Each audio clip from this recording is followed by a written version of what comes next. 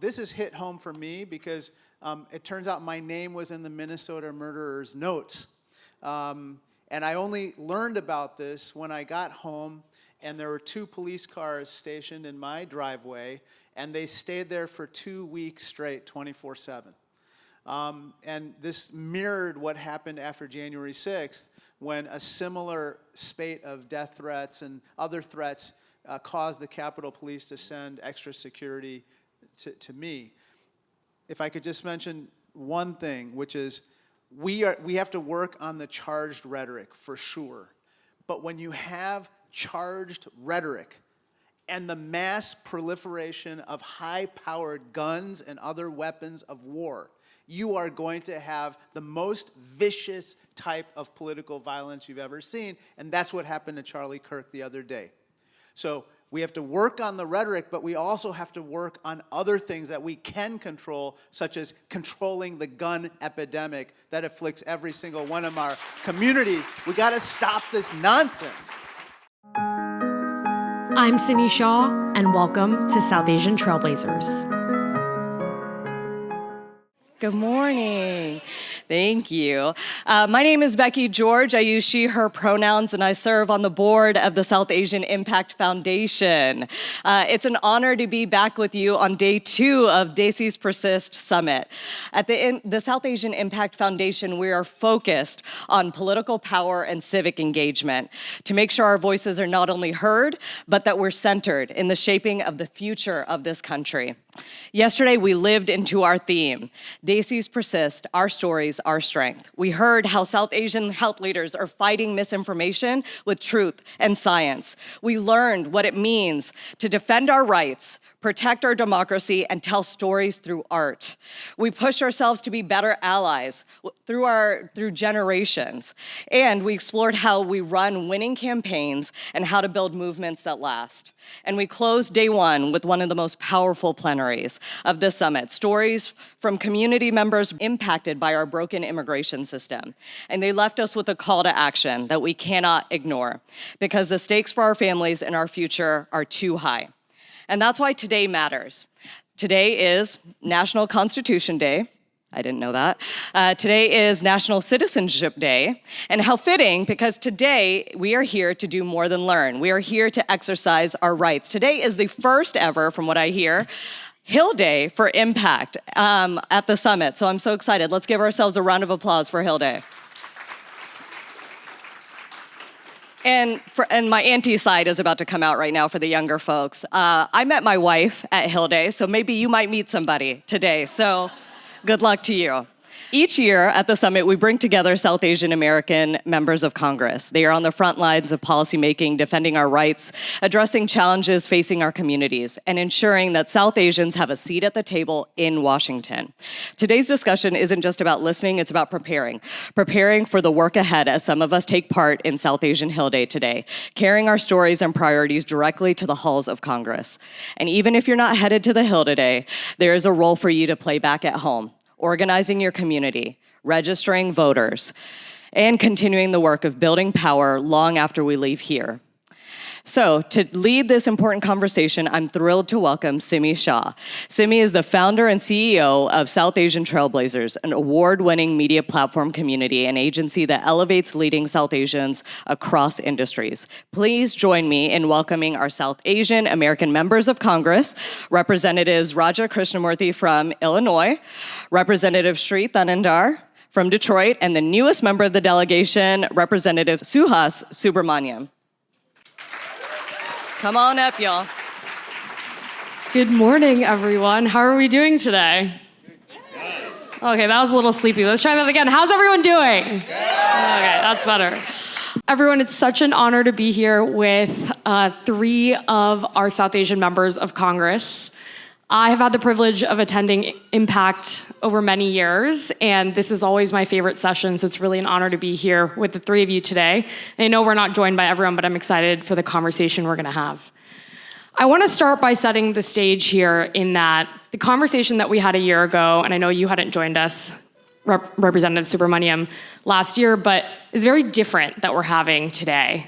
I think a lot of people feel like the ground has shifted beneath them over the last 9 months. It's been an possible time of political turbulence, geopolitical instability. I'm curious if you all can speak to how this is shape-shifting the ways that you lead. And Congressman Krishnamoorthi, maybe you can start us off since you've served in office for almost a decade now.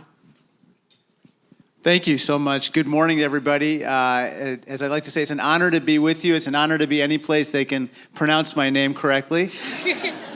This is a true story. I am not making this up. I mentioned this to Neil and Deepak before, but when I first ran for office in Illinois, I said, "Hi, my name is Raja Krishnamoorthi," and the person in Chicago looked right back at me and said, "Raja Christian Murphy. Very nice to meet you." I didn't know the Irish made it to India. And so, look, I think the ground has shifted beneath our feet. I don't know what else to say except that elections matter.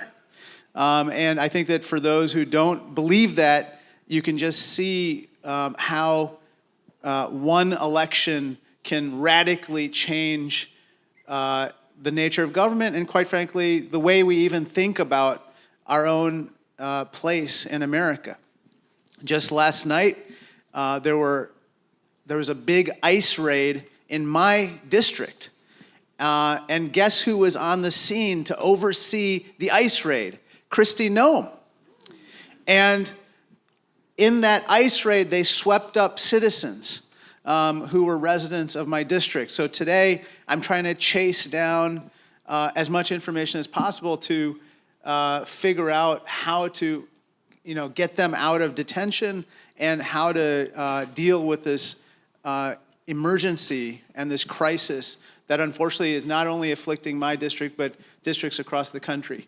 But on so many other subjects, the same is true. We're talking about the large, lousy law. I refuse to call it whatever the hell he's calling it. The large, lousy law is about to strip 17 million Americans of their health insurance, including 535,000 Illinoisans, which is devastating to so many families and our healthcare system as well. At the same time that is happening, we have tariff chaos, which is completely devastating small and medium-sized businesses, and I predict it's going to happen with large businesses as well.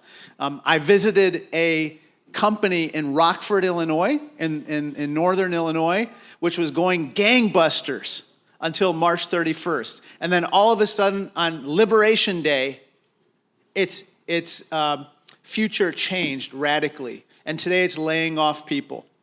And I suspect my colleagues would echo the sentiment that a lot of people that they talk to who are solidly in the middle class face tremendous economic insecurity today. So that is the world that we live in. And as Desis and Indian Americans, I think that we offer a special perspective on these issues because the country that we came to, our families came to, was one based on values that are being challenged as we speak. And so it's up to us to speak up and speak out and show up wherever we can to resist what's happening. And we can talk more in detail about this, but this is a summit, this impact summit that Deepak and Neil and others have organized for so many years has become so important today and this year, I think more than ever. So thank you for convening us.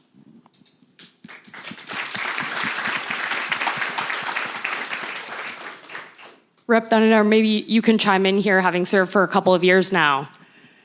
Well, I'm so glad to be here. Good morning to all of you.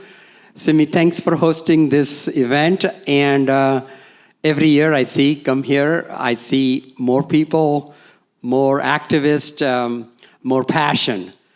And first ever South Asian Hill Day today, and 150 of you have signed up, talking about immigration, talking against the discrimination, the hate that we see here.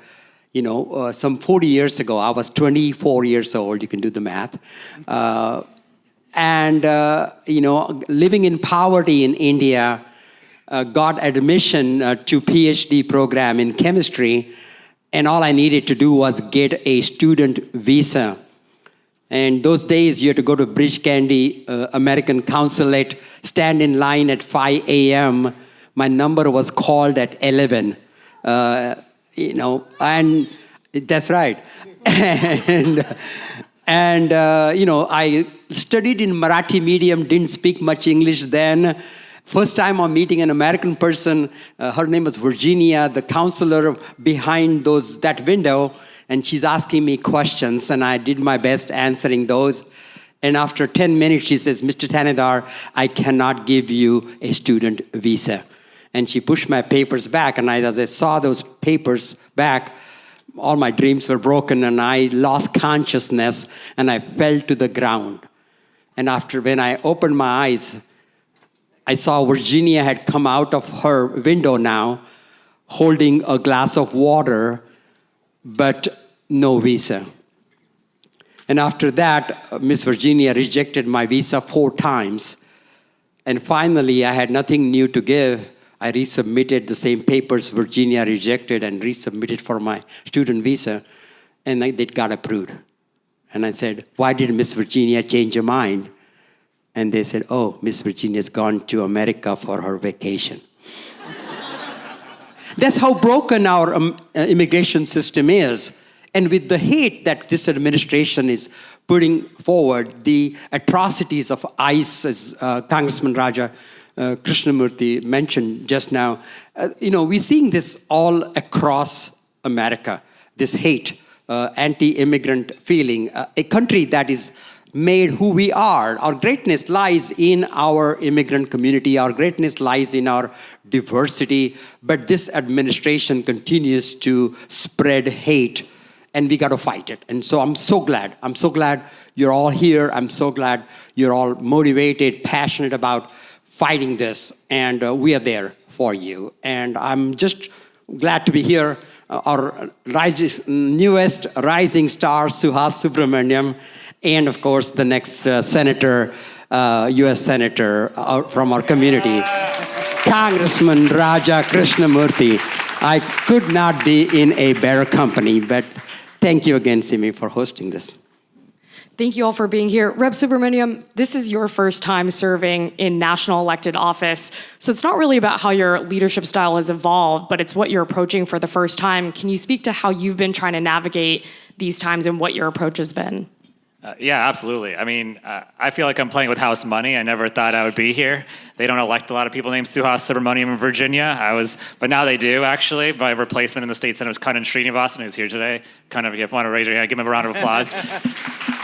So now we do elect, South Asians in Virginia. And one of the things the way I approach the job is, how would I feel if I don't want to get stuck in the bubble of DC. Like, how would I feel if I was just out of politics and just reading the news about something? How would I approach a problem? What would I be complaining about when I'm watching TV and watching the news, right? And so I think that's helped me sort of grasp the forest for the trees. Sometimes it's really easy to get too deep into like the intricacies of a policy, but sometimes you need to take a step back and understand how is the average person going to digest this. One of the things, I worked in the Obama White House before. We would put out these 20-page papers and press releases, and I don't think people read them, right? And certainly, I found that we solved a lot of problems in the White House and really in our administration, but we didn't get credit for it. And we'd see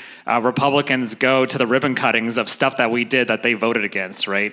And so that's one thing I'm trying to do is see if we can make the work that we do more visceral and try to make sure that when we have a big win, that we show people the impact and they feel it too as well. And so that's one thing. The other thing is just, right now things are really bad. And, I'm on the oversight committee, which you have a lot of new friends there, Loan Borbert and Margie Taylor Greene and all of them, right? But a lot of team building there going on. But they made me I have no military experience. I have no foreign affairs experience. So of course they made me the ranking member for military and foreign affairs. But it's sort of. It's almost embarrassing right now, sort of the way I see this administration represent us on the global stage right now. And one of the things that I want to do is just make sure that we have a counter message for everything. We can't just be about tearing down Donald Trump. People already have their feelings about Donald Trump. They already know how they feel one way or another. But what we can do instead is bring forth a positive message for what we're going to do if we're back in control, right? And so I think developing that and making it so that it does resonate with people is going to be really important. So that's kind of what I'm doing while I'm hanging out in the minority and trying to thwart what's going on in this administration. Absolutely. Thank you for sharing that. Something that you've been outspoken about recently is the harrowing trend we've seen with the escalation of political violence in this country, most recently with the assassination of conservative activist Charlie Kirk, which has obviously captivated national attention. You've spoken about how you, your staff, your office have also seen unprecedented threats around violence and hatred towards you. Can you talk about how you've felt like you've had to navigate your personal safety and also how we can restore civil political discourse in this country? Yeah, we it's becoming one of the risks of the job, but it shouldn't be, right?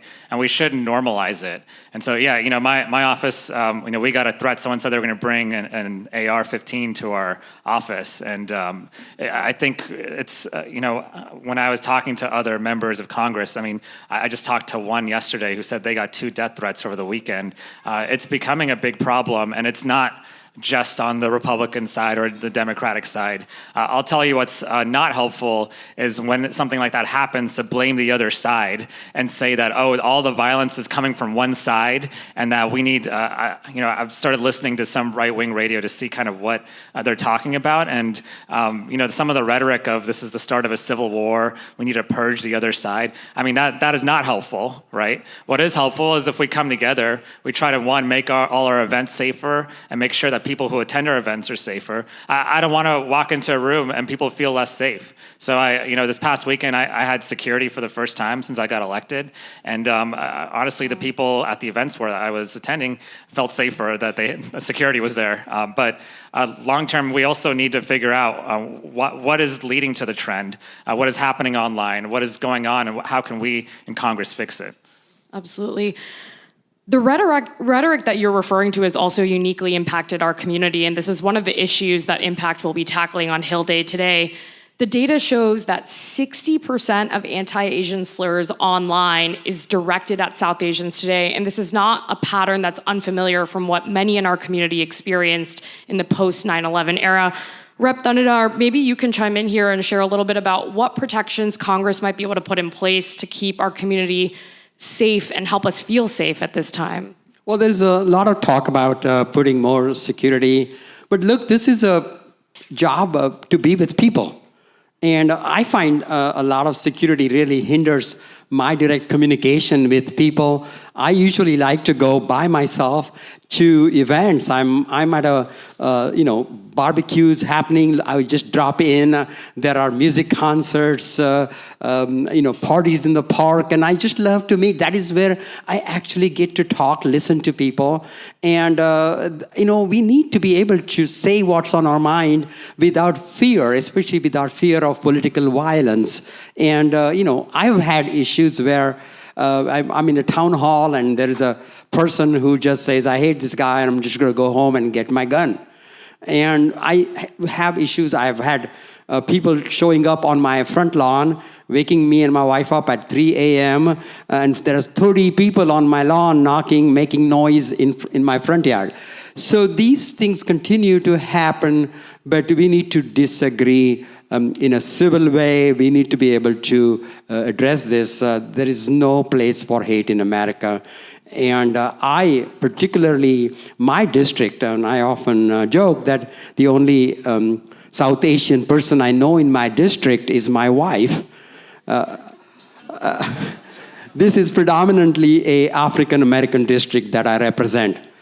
And often I get a lot of hate because the thing is that why is a South Asian person representing this majority African-American district? And I continue to get that hate all across. Every time I run for political office, I hear that. So I think we need to cool down the temperature, and it has to start from the top. And we need to continue to have a civil dialogue. This is not American. Killing political opponent is not an American thing. We need to be able to exercise our First Amendment rights without fear, without intimidation. And that's what we are working on in Congress. And thank you for you all going to the Congressional office today. Make them aware the role of immigrants in how making this country so great. And let the members of Congress make aware of that. Thank you. Congressman Krishnamoorthi, I want to stretch this topic into the realm of immigration, which is obviously top of mind for our community. You're experiencing something pretty astounding back home in Illinois with the ICE raids, the mobilization of the National Guard. Can you speak to how you're navigating that situation and how we can help our community navigate this conversation around immigration, which is such an important topic for us as one of the more visible communities in that realm? Yeah, absolutely. If I could just say one thing about this other issue just first. I hope that everybody here has a chance to talk about ways to lower the temperature of the rhetoric, even in the way that we speak about the other side. That doesn't necessarily mean that we aren't strong or principled in our stances, but it might mean that we moderate the use of certain language, and we counsel others to do the same. This has hit home for me because it turns out my name was in the Minnesota murderers' notes. And I only learned about this when I got home, and there were 2 police cars stationed in my driveway, and they stayed there for 2 weeks straight, 24/7. And this mirrored what happened after January 6th, when a similar spate of death threats and other threats caused the Capitol Police to send extra security to me. If I could just mention one thing, which is we have to work on the charged rhetoric for sure. But when you have charged rhetoric and the mass proliferation of high-powered guns and other weapons of war, you are going to have the most vicious type of political violence you've ever seen, and that's what happened to Charlie Kirk the other day. So we have to work on the rhetoric, but we also have to work on other things that we can control, such as controlling the gun epidemic that afflicts every single one of our communities. We gotta stop this nonsense. And I can talk more about this. I've had some heart-to-heart conversations with Republicans in the last couple of days about it. Going to immigration, look, here's the deal, guys. Immigration is our #1 killer competitive app as a country. Nothing else distinguishes the United States more than our immigration system. And the fact that right now we are putting so many barriers, not just to undocumented people remaining here, but to legal immigrants working and studying here, is probably one of the biggest kind of long-term diseases that we have as a country right now. But the fact of the matter is there's a cure. The cure to this disease is all of you and elections. We have to make this one of our #1 agenda items as a community, immigration. This one issue, to me, I believe that we should have taken off the table years ago when we had control of the White House and both branches of Congress. But now we have to make this a plank for 2028 and 2026. We must have comprehensive immigration reform. We must have accountability with regard to ICE and the Department of Homeland Security. Are you with me on this? This is just basic stuff. I've called for an inspector general to be placed within ICE itself to make sure that they are following our rules, regulations, and laws, because I think they're not. I showed up to an ICE facility in Chicago that had summoned hundreds of people to come downtown for a quote-unquote routine check-in, and they were snatched off the streets. When I showed up to the facility, they evicted me as a trespasser. They called the CPD, the Chicago police, and they evicted me as a trespasser. That is how they are acting with impunity. We can deal with this, but it has to become an election issue. It has to be one of those 1, 2, or 3 issues that we vote on as a community, both as Republicans and Democrats, and we make it known to our elected officials, I will not support you unless you do X. And this is one of them. I respectfully submit. Thank you for sharing that powerful statement. I think it's especially important given that's one of the major issues that Impact will be tackling today on the Hill. I want to pivot the conversation a little bit to the global main stage. Immigration, as you said, is one of our superpowers, but it's also our relationship with other countries that we've spent years and decades cultivating that we're now putting at risk. Anyone here can jump in, but I'm curious, specifically as it relates to relations between the US and India, with a 50% tariff, our relationship is more strained than it's been in a recent number of years. What do you see for the future of this relationship with $130 billion worth of annual trade at stake? Well, I think the Trump's tariff policy is so chaotic. He has taken over something that this is a prerogative of the Congress. And Trump has taken over that.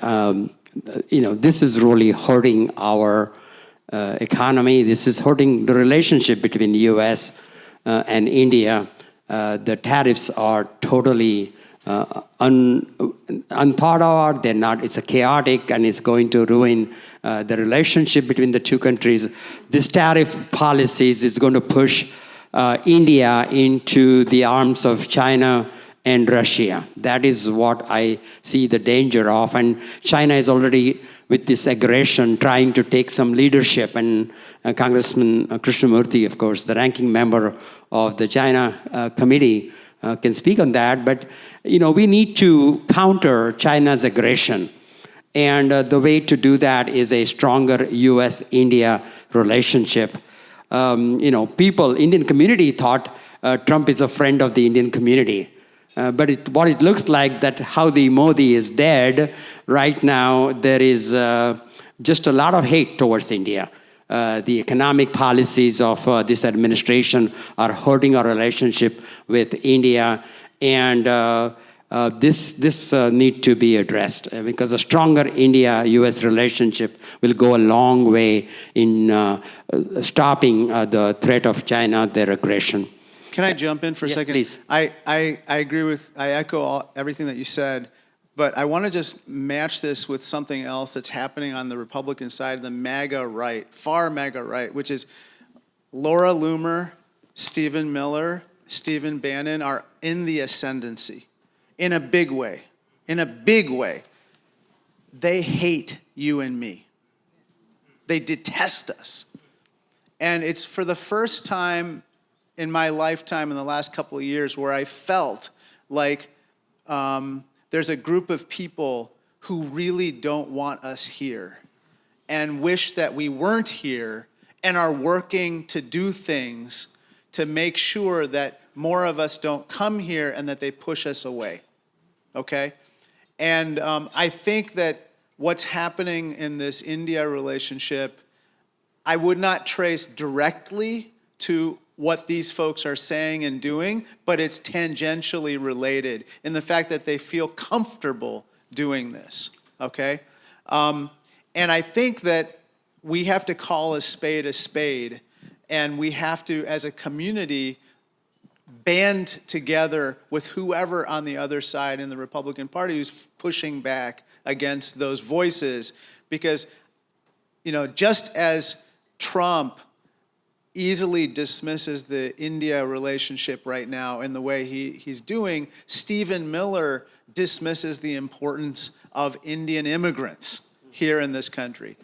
He thinks that Indian Americans, I think Laura Loomer called us third world invaders. And that kind of merging of thought is very consequential for us, and we have to speak up about it right now. Laura Loomer wants to denaturalize me and send me back to where I came from, Raja. So Laura is, and I see the hate that has been spread, and the anti-immigrant thing is just this is new. This is we've never seen this level of hate against immigrants ever in America. It's interesting speaking on this topic around these personalities that are rising to power, because we're also seeing a lot of them installed in very public roles, leading major institutions. We've obviously seen the Trump administration firing the head of the CDC, BLS, funding cuts to the free press, NPR, PBS. Representative Subramanyam, I know you've spoken recently even about the cuts to NASA, all this research and funding. Can you talk about how are we going to restore faith in public institutions if we're not even sure we can trust the leadership? Yeah, absolutely. I think just, related to what you were saying before, I think the president generally wants to please whoever he last talked to, and will change his policy based on who he just talked to. And right now, he's surrounding himself with the most extreme wings of the MAGA movement. And so that's why you're seeing some of these things. Like, the latest thing is they're trying to get him to brand Antifa as a terrorist organization. By Antifa, they mean everyone in this room too.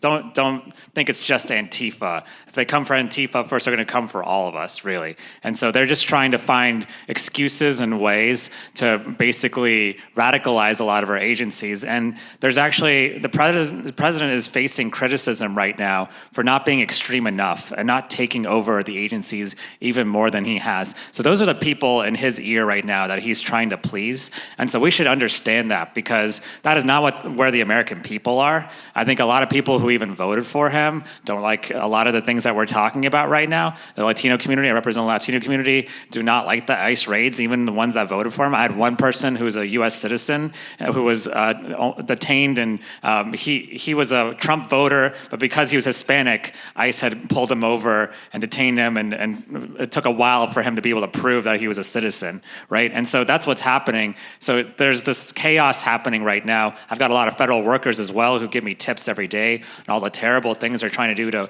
weaponize these agencies and the government against us. And so the things that we have to stand for is, one, we have to reject this wholeheartedly. Two, we have to fight them. And we can't just be passengers in this ride right now. We have to fight back with everything we've got, every single piece of leverage. We've got a CR coming up, for instance, like everything. This is not normal times right now, and so we can't treat it as such. And so the way we have to fight back is one, calling out all of the things that they're doing to try to basically ruin our democracy. And two, be ready. Be ready for when we do take power again. Be ready with the subpoenas that we need to do on the Oversight Committee, for instance. Like, I'm going to be ready. I've got a list running right now, all the people I want subpoenaed. And then long-term, try to figure out how we can win these elections. And that starts with you all in the crowd today.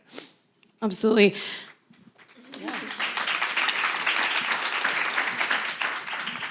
In this vein, there's a looming government shutdown. I'm curious what you guys feel is what's it gonna take for everyone to vote yes and move things forward?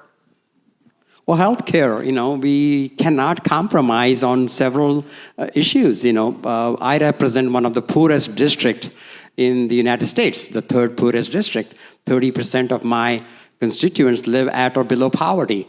And, the cuts in SNAP program, we just cannot accept that the cuts in healthcare. Already a country, such the richest country in the world, and so many, 26 million people are out of healthcare coverage.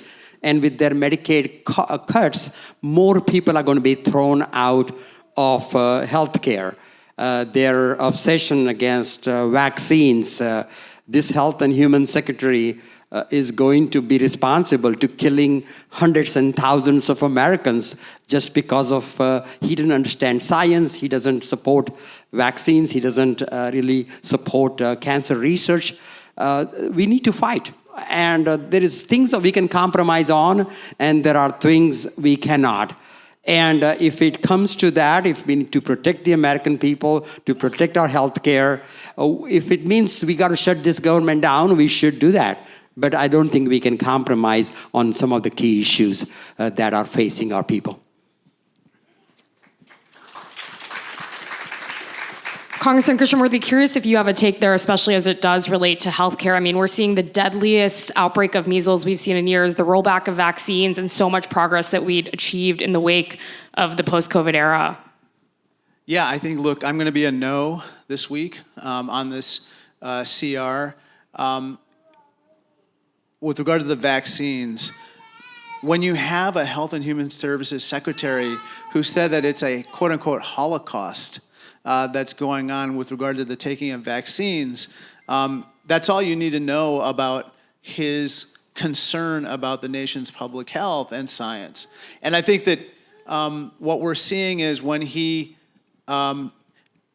statements are causing states to basically remove mandates for even children taking basic vaccines like measles, mumps, rubella, and the whole panoply of vaccines. And so we're going to see an outbreak of some of these diseases that we thought we put to bed a long time ago, including polio.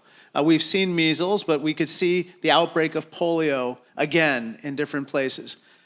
With regard to the issue of the shutdown, I think that what I'm hearing over and over again is this is not normal what's happening right now. The government is not acting in a way consistent with our values or our traditions or the way that we want it to operate.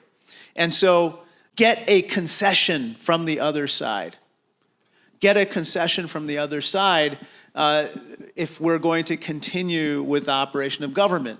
I think that the Obamacare tax credits expiring is going to cause premiums to triple for millions of people, and that seems like a valid concession. If we could prevent that and make it permanent, that would be the best.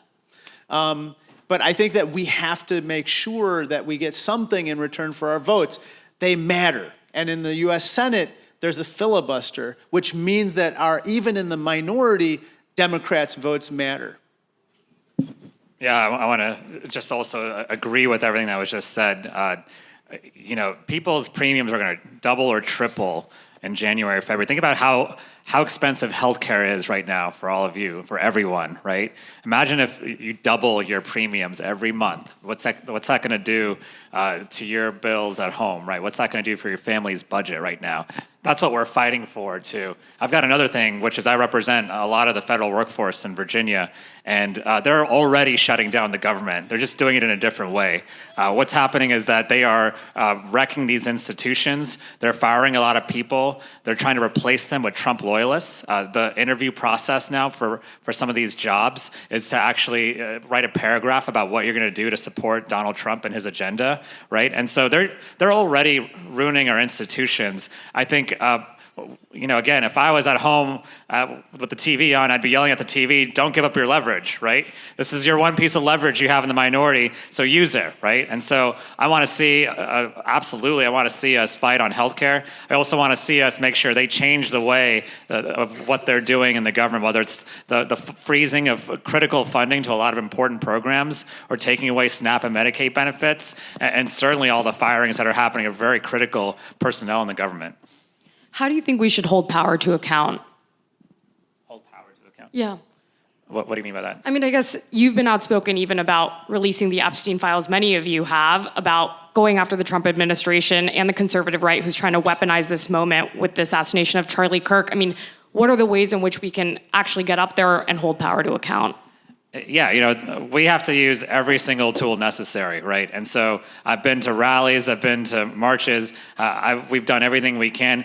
Sometimes in the legislative body, you can introduce legislation, but no one really knows what's going on. And so when there's these moments where we have leverage, when there's these moments where we can pick off Republican votes, we have to use them, right? We can't back down from the fight in those instances. That's what we're saying here, is that we cannot continue to cave in those instances.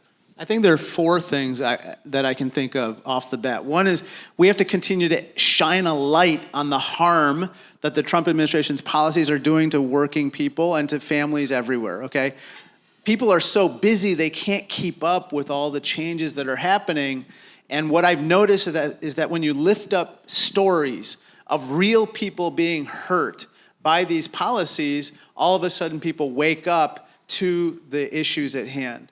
That's the first thing. Second thing is, we have to continue to pursue litigation. This litigation throws sand in the gears. It delays some of the worst changes and excesses of the Trump administration. Now, obviously, once it gets to the Supreme Court, you don't know what's going to happen exactly. But in the meantime, that does seem to have an effect in certain cases in at least delaying, if not stopping, certain changes. The third thing is we have to pursue vigorous oversight. I'm also on the House Oversight Circus Committee, and this committee actually right now, interestingly, in a unified fashion, is pursuing this Epstein files issue. It's actually a very serious issue with more than 1,000 victims of a child sex trafficking ring. And we need to get to the bottom of it, not only to give justice to the survivors, but also to prevent something like this from ever happening again. And there's a reason, we don't know why, President Trump does not want to disclose all these files. By the way, I digress for 1 second, but you have to know that one of the reasons why Trump likes to say and do outrageous things every single day is to distract attention from this particular issue, which is really riling up his base, and distract attention from the mismanagement of the economy. Last point, the fourth thing, we have to hold people accountable in terms of people who actually vote for these bad policies. Routinely in southern and central Illinois, in my state, the 3 Republicans who represent those areas are supporting policies that hurt their constituents. The best example is the large, lousy law. I went to there are 9 rural hospitals that are about to close in Illinois. 9. And once those close, everybody's hurt. It doesn't matter whether you're on Medicaid or private insurance. Not only are those people going to be deprived of care, but those local economies are going to spiral because they provide so much employment, those hospitals do. And when they lay people off and then they shutter businesses because of that, everyone is hurt. So I am going on a tour of some of these places and pointing out, like, you know, your elected representative is voting for this. What do you think about that? We have to do this vigorously everywhere we can. Well, in a situation where we do not have a majority in the House or Senate and having an administration that is adverse to us, what we have done effectively is go around the country. Rokan, I want to compliment him. He's gone all over the country talking about issues. We have gone to the Republican districts and hold them accountable. Hold them accountable and have town halls in Republican congressional districts to bring notice to this issue. And we need to continue to fight our victories in courts. When Trump has executive orders that are anti-constitutional, we've gone to the courts and gotten several victories. We just have to continue. But people's voice matters. Your voice matters. You showing up in rallies at Congress people's doors, their offices, all of this helps to talk truth to the power. I want to end on a lighter note today, looking ahead to 2026 and 2028, and maybe we can do a quick rapid fire here with all of you. People are frustrated, people are disillusioned. What are the words of wisdom you have for everyone that's going to go to the Hill today, that's trying to stay energized about politics? And Congressman Krishnamoorthi, maybe you can also talk to us about your Senate bid and how you're staying optimistic about the future while also staying anchored in the work that has to be done today. In terms of the saying, I would say, you choose what you don't change. You choose what you don't change. And so if you're not happy with this current status quo, then you need to do something to change it. And what does that mean? I think what all of you are doing in terms of visiting the Hill and asking people to vote for certain bills or to pursue certain policies is part of that advocacy of change that we need now more than ever, because what we're going through right now is not okay. It's not okay. It's not okay for our families. It's not okay for the country. And so we have to change it. We can't sit on the sidelines any longer. In terms of the other issue, look, currently there's not a desi in the U.S. Senate. So I'm attempting to break the brown glass ceiling. So, The samosa ceiling. well, no. We're gonna have samosas in the Senate. We're gonna bring some curry powder. We're gonna make that place hum. But in all seriousness, for all the reasons and all the issues that we talked about this morning, it's so important that we have someone at the table. Are you with me on this? Like, if you don't have someone speaking up on immigration, on H-1B, on hate toward Indians, Indian Americans or South Asians or Desis, if you don't have someone who's talking about the importance of public education, how that was the gateway to the American dream for most of us in this audience and our families, then you're not going to have a crucial voice that can help to change the situation. And so that's what this is about. It's about my campaign is about preserving, protecting, and defending the American dream from mortal assault by Donald J. Trump. And now, more than ever, we need it. We need to band together. So thank you. Well, not only we need a South Asian in the U.S. Senate, we need the next or a president of the United States coming from the immigrant community, a son of an immigrant or a daughter of an immigrant. I would love to see that, and it is a possibility in 2028. I'll just say that I've met with many of you, and I think the reason that people will vote for you isn't because you're Indian American. They won't against. I think most won't vote against you because you're Indian Americans, because you guys are really, really good. I mean, there's so much talent in this room today, and the more Indian Americans we have in politics, the more talent we'll see rise up to the top, and we'll have many more people on this stage in the future. I'm very sure of it, thanks to the work that Impact is doing. And I'll just say that we've got elections in Virginia in 2025, and we have the opportunity, the only state in the country that can flip a governor's race, a lieutenant governor's race, an AG's race, and we can add to our momentum in the General Assembly too. And so we have a chance in Virginia to send a message around the country about what's going on. And we have historic candidates helping to do that as well. And I'll end by saying that thank you so much for being on the Hill today. That this is one thing. In the end, tyranny cannot rise when you have people in the way and stopping it. And what you're doing today is so critically important. Do not let anyone silence you. Do not let anyone get in your way of making your voice heard. And so thank you so much. Thank you for the candidates. Thank you for the people who serve your local state communities. And certainly let us know how we can help you as members of Congress, because we know how important the work it is that you do. So thank you.